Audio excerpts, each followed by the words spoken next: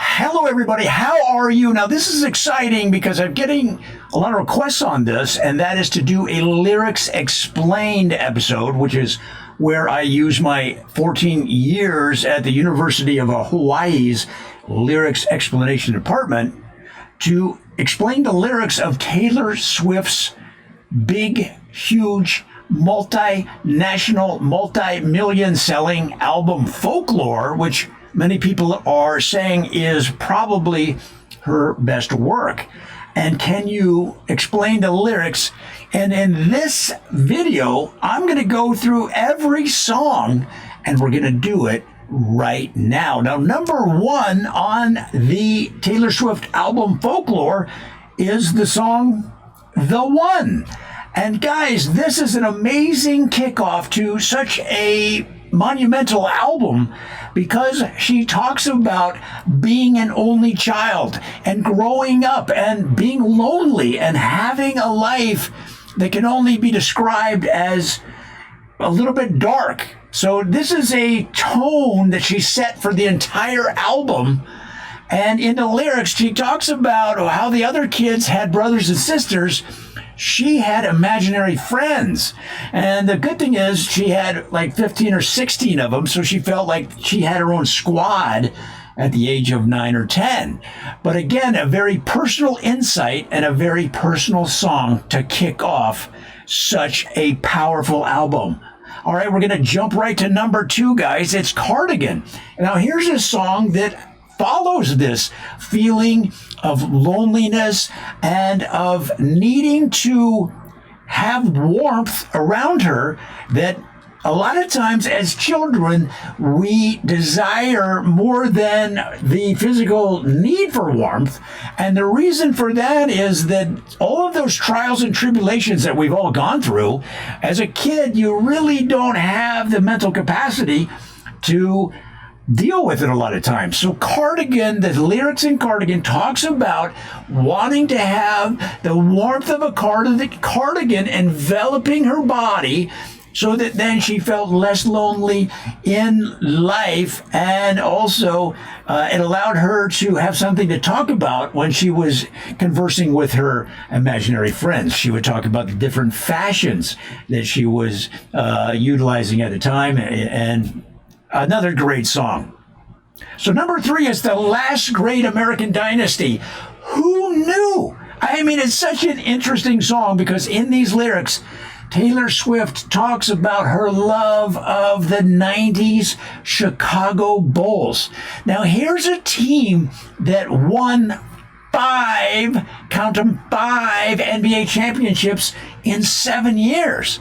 And of course, after that, the management decided to rebuild the team. Now, why? Why would you rebuild a championship team that had one of the best players in the history of the game, as well as a unique support system to give a pedestal for that player to achieve greatness and to make your city one of the best ever? One of the most spirited, excited cities in their history. And this song talks about it, and Taylor Swift is right on the money, guys. The last great American dynasty, and perhaps one of the first great American tragedies. Now, number four on the Folklore album is Exile. Wow, here is another personal tune. Now, you have to admit that what Taylor Swift is so good at is sharing the inner Taylor, the inner Swift. Okay, and from the very beginning, even when she had more of a countrified feel to her music before she kind of went pop, let's say. And Exile, featuring Bon Iver, talks about being in exile, where when she was 12 years old, she was exiled from her school, and she had to go to homeschooling. And at that time, it wasn't as big as it is now. And she shares that loneliness and that longing looking out the window at her friends across the street. They lived across from the street from the school, and she could see her friends out the window. Just a really personal song, and that's what that song is all about. Now, number 5 from the album Folklore is My Tears Ricochet. My Tears Ricochet tells the story of Taylor Swift after she got her driver's license, thinking about when her boyfriend broke up with her. Her tears were coming down her face as she drove away from her boyfriend's house, getting the bad news. Then the window was open and the tears would fly out the window. Now, if you've ever been around smokers, sometimes they go to put the ash out the window. What does it do? It blows into the back seat, and somebody back there is going, oh my God, get your ashes out of my face, okay? Well, in this case, the tears would rebound off of the wind flow back into her face. So now she's crying and getting the ricochet of the tears. Just a sad story, and it's the kind of story she's so good at telling, guys. Now, number 6 is Mirror Ball. Mirror Ball, talking about the first time she did a slow dance with a young man at a party, okay, where the parents were out of town, and a classic Rolling Stones song called Angie came on to the music player, however they were playing it in the basement of this friend's house when she was in 7th grade. And this local romantic hero, basically the captain of the 7th grade football team at that time, it didn't take much to get on the team, to be honest with you, so he wasn't any kind of hunk. But he had the cojones to ask Taylor Swift, not knowing that she was going to be an international superstar, to dance to this song that they really didn't know, Rolling Stones, come on.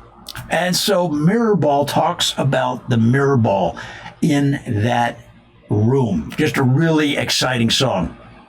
Now, number 7 on the album follows the lead of the number 1 song, which is called The One, and the number 7 song is called 7. Now, being a lifetime Brad Pitt fan, Taylor Swift has a list of her favorite Brad Pitt movies. And what do you think is at the top of that list? I know. I was surprised because I would have picked 5 other films in the Brad Pitt pantheon, but it's 7, the crime drama. Taylor Swift loves this movie, and so much of the lyrics in the song 7 talk about her watching this movie for the first time and getting the full impact of that movie and how it really changed the direction of her life. Guys, song number 8 on Folklore is August. Now, why is August the 8th song? You got it. I know you're a Swiftie because you were right on it. It's the 8th month of the year.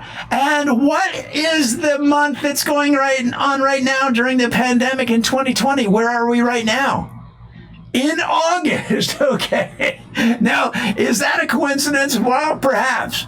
But again, it's the personal Taylor that so many people have tapped into. Why is Taylor Swift such a big international star? Yes, she's attractive. Yes, she's a good singer, a good performer, a good musician. But why? The real story, just like in this song, August, is that she shares the inner Taylor. And that's really what this song is all about. Now, number song is This Is Me Trying. Now, this is really interesting because when you grow up where Taylor did, inside a gated community, with bodyguards, with all kinds of the trappings of an upscale lifestyle, what you have is a home life that seeks to protect you, okay? Because there's so many things that could go wrong with that kind of lifestyle. When you have a family that has $400 or $500 million, so she started to skateboard when she was like 9 or 10 years old, and the parents were like, Taylor, put on a helmet, put on some knee pads, put on some elbow pads, some knee pads. And she said, look, man, this is me trying to live a little bit of danger, to get outside the safety zone, the safety cushions that are all around me. I'm being suffocated. Again, a very personal song, guys, but that's what that's all about. Now, number 10 is illicit affairs. Now, you might think, well, now here we're going to get right to it. The romantic interludes that we've all read about Taylor Swift all over the news, she's going to get right to the heart of it. I'm sorry to tell you, but it talks about her illicit affair with her love of mac and cheese. And who doesn't love some great mac and cheese, guys? And this song talks about it because why? Because, like I said, she grew up in this very protected household. And she would sneak down to the kitchen after people had gone to bed. She'd grab some mac and cheese. A lot of times it was in those Tupperwares. And she'd sneak it back up to her room, and she's up there, and she had her own seasoning ready to go, right between the box spring and the mattress. Put that seasoning, and she would have that great mac and cheese, guys. A wonderful song. Now, next, number 11 is Invisible String. Now, what is this all about? Why Invisible String? As you grow older, especially when you become a pop star, international pop star at a young age, you start to feel over time as you grow and mature that you want to control your destiny.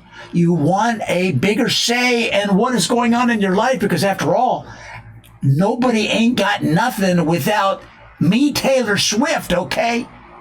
She starts to realize she is the marionette. She wants to control the strings, and yet she feels like she's being controlled. So it's the contrast between the people controlling her, sometimes for her own good, and her desire for independence. It's a great song, guys. Now, number 12 is Mad Woman. And again, this, if you look at the arc of this album, Folklore, you start to see how this storytelling is not only contained within each song itself, but the entire album is telling a story. So what happens when you go from the song Invisible String, where you're looking for independence, to where you are starting to break free and feeling your own oats? You might be a mad woman. Now you are free and clear of expectations, of the burden of people telling you what to do.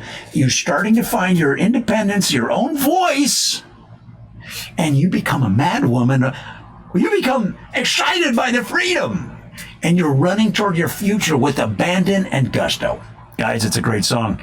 Now, Epiphany tells a further story. Tells more of the spiritual side of finding this independence.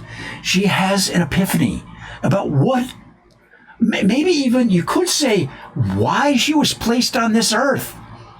I mean, is it a coincidence? Now, you maybe tell me I'm crazy, but isn't it a coincidence that Taylor Swift became a star at a very young age and then had hit after hit after hit after hit?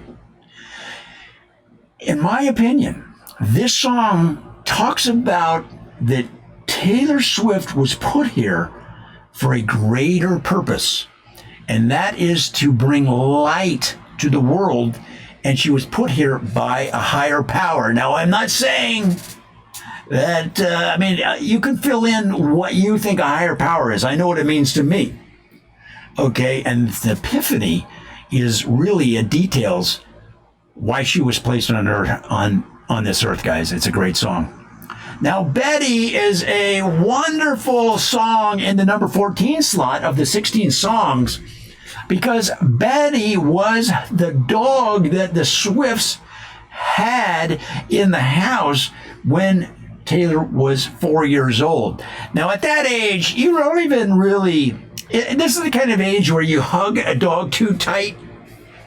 She'd say, come on, Betty, come on, come on. And when you're a little kid, you don't even really know your own power, your own strength. And she's like, I love you, Betty. I love you. Well, what would happen is the dog loves Taylor too. But at that age, the dog's like,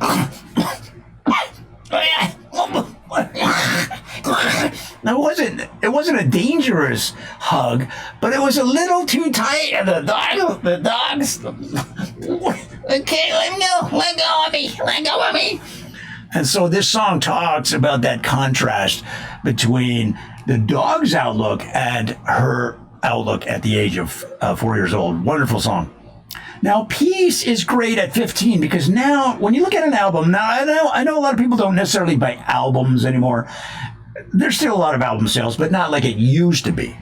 But an album really is supposed to tell a story in and of itself, right? That's why you have a body of work. And a lot of the best albums, if you look at the order of the songs, you'll see a story being told. So now in the number 15 position, you have the song Peace.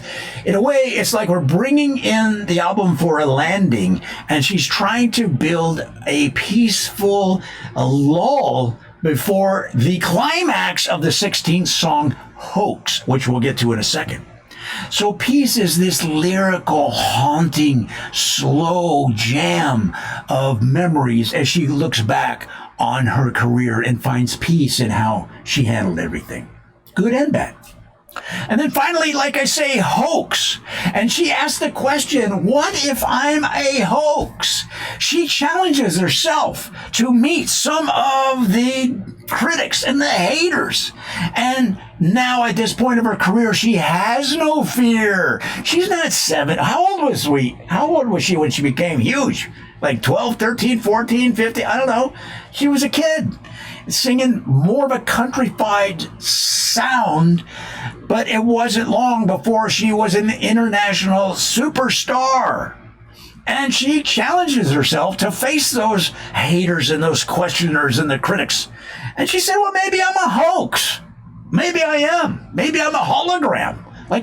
Maybe I'm just an animatronic like a Chuck E. Cheese. You see those characters at Chuck E. Cheese. And of course, she then decides, no, I'm the real deal, and I am the champion.